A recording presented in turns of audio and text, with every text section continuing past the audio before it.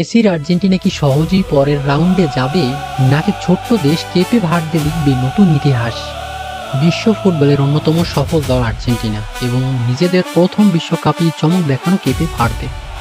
একদিকে তিনবারের বিশ্ব চ্যাম্পিয়ন আর্জেন্টিনা, যারা বহু বিশ্বকাপের ফাইনাল ও সেমিফাইনাল খেলেছে। অন্যদিকে ছোট্ট দ্বীপরাষ্ট্র কেপে ভার্দে, যার লড়াকু মানসিকতা এবং দুর্দান্ত দলীয় পারফরমেন্স দিয়ে বিশ্ব ফুটবলের নতুন বিস্ময়ে জন্ম দিয়েছে। ইতিহাস, অভিজ্ঞতা, তারকা খ্যাতিতে আর্জেন্টিনা অনেক এগিয়ে থাকলেও বিশ্বকাপ বারবার প্রমাণ করেছে যে ছোট দলগুলো বড় অঘটন ঘটাতে পারে। তাই এই ম্যাচ শুধু দুই দলের লড়াই নয়, এটি ঐতিহ্য বনাম স্বপ্ন, অভিজ্ঞতা বনাম সাহস এবং বিশ্ব চ্যাম্পিয়নদের বিরুদ্ধে নতুন ইতিহাস লেখার এক রোমাঞ্চকর গল্প। আর্জেন্টিনা ফিফা বিশ্বকাপের ইতিহাসের সবচেয়ে সফল দেশগুলোর একটি। দলটিতে এখন পর্যন্ত 19টিরও বেশি বিশ্বকাপে অংশগ্রহণ করেছে। তারা তিনবার বিশ্বকাপ জিতেছে: 1978, 1986 এবং 2022। এছাড়া তিনবার রানার্স আপ হয়েছে: 1930, 1990 এবং 2014 সালে। দলটিতে মোট 5বার সেমিফাইনাল খেলেছে এবং 6বার ফাইনালে উঠেছে। আর্জেন্টিনা ফুটবল ইতিহাসে কিংবদন্তিতে ভরা। এখানে জন্ম নিয়েছে দিয়েগো মারাদোনা এবং লিওনেল মেসির মতো মহাতারকা। মারাদোনা 1986 সালে দলকে বিশ্বকাপ জেতান, আর মেসি 2022 সালে আর্জেন্টিনার দীর্ঘ 36 বছরের অপেক্ষাকে অবসান ঘটান।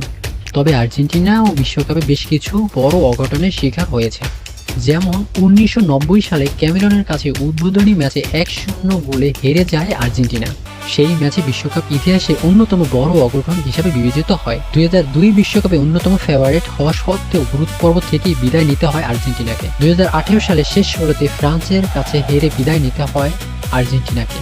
2022 বিশ্বকাপে প্রথম ম্যাচে সৌদি আরবের কাছে 2-1 গোলে হেরে যায়। তবে সেই হারকে পিছনে ফেলে শেষ পর্যন্ত বিশ্ব চ্যাম্পিয়ন হয় আর্জেন্টিনা।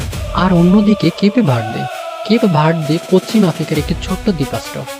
দেশটিতে জনসংখ্যা মাত্র 5 থেকে 6 লাখের মতো। এত ছোট দেশ হয়েও তারা প্রথমবারের মতো ফিফা বিশ্বকাপে খেলার যোগ্যতা অর্জন করেছে। এটাই তাদের প্রথম বিশ্বকাপ। নিজেদের প্রথম বিশ্বকাপে তারা গ্রুপ পর্বের অপরাজিত থেকে নকআউট পর্ব শেষ করেছে।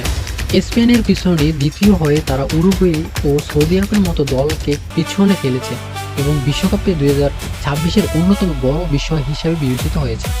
কেপে ভার্দের শক্তি কোথায় সেটা জানতে হলে তাদের সবচেয়ে বড় শক্তি হল সংগঠিত ডিফেন্স, দলীয় ঐক্য এবং দ্রুত কাউন্টার অ্যাটাক।